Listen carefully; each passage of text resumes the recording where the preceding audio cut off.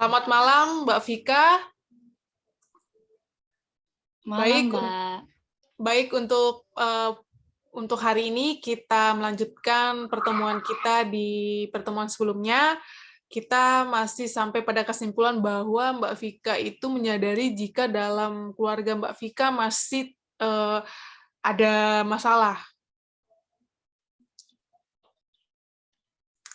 Iya, betul sekali. Saya menyadari di dalam keluarga saya itu masih terdapat sebuah masalah, Mbak.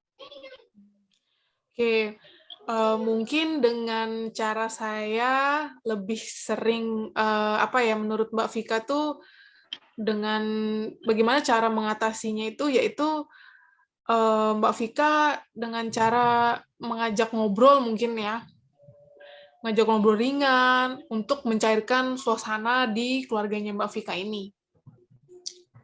Iya, betul sekali, Mbak. Jadi saya itu sering mengajak kedua orang tua saya, ayah dan ibu, untuk mengobrol santai biar mereka juga bisa terbuka pikirannya, gitu, Mbak. Oke, betul Mbak Vika. Kita membutuhkan sebuah percakapan ringan ya Mbak Vika untuk mencairkan suasana dan menyatukan agar tidak terjadi kedinginan di dalam keluarga gitu Mbak Vika. Jadi tidak terjadi kondisi yang canggung di keluarganya Mbak Vika tersebut gitu. Jadi Mbak Vika, Baik, Mbak. Saya ya baik. lakukan. Oke,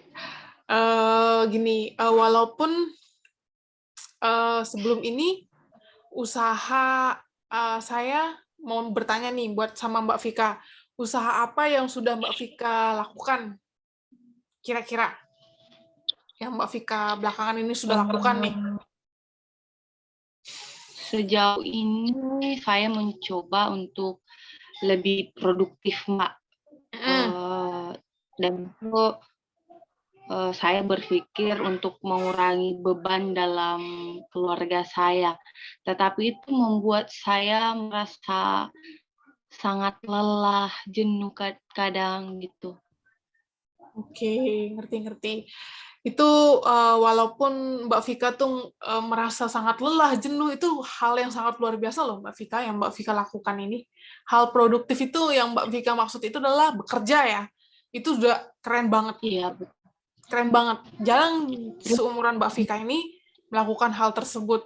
Itu sangat jarang. Bahkan saya belum tentu bisa melakukan hal itu. Belum tentu di seumuran Mbak Vika ini. wah, terima kasih Mbak atas pujiannya. Ya, baik Mbak Vika. Usaha yang Mbak Vika lakukan saat ini tentu sangat menguras tenaga dan pikiran ya, yang pastinya ya. Iya, Oke. iya betul Mbak. Ya, untuk itu saya berikan sebuah strategi dan ya kita memang perlu strategi baru untuk mengatasi hal tersebut. Apakah Mbak Vika siap? Iya, saya akan lakukan dengan sepenuh hati, Mbak, agar tidak melelahkan dan mengurangi rasa jenuh saya. Oke, keren Mbak Vika. Mbak Vika mengatakannya benar-benar merasa yakin dan siap ya. Iya. Oke.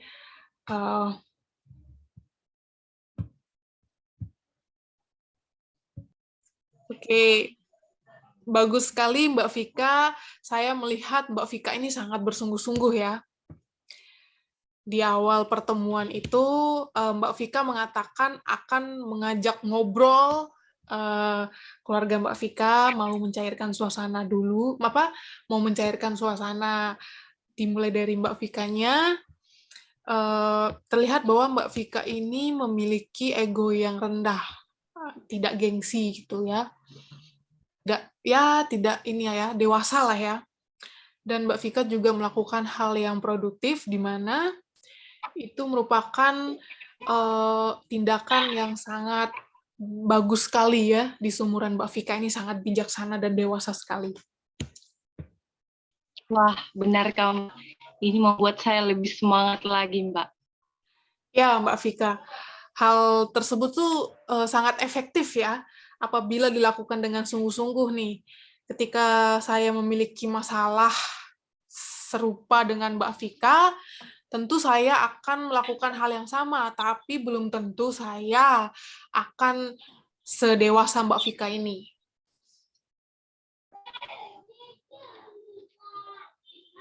Benarkah?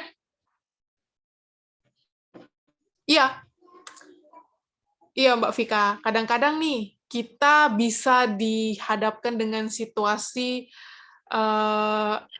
tersebut gitu. Maksudnya kita bisa saja terkena masalah seperti yang Mbak Vika alami ini.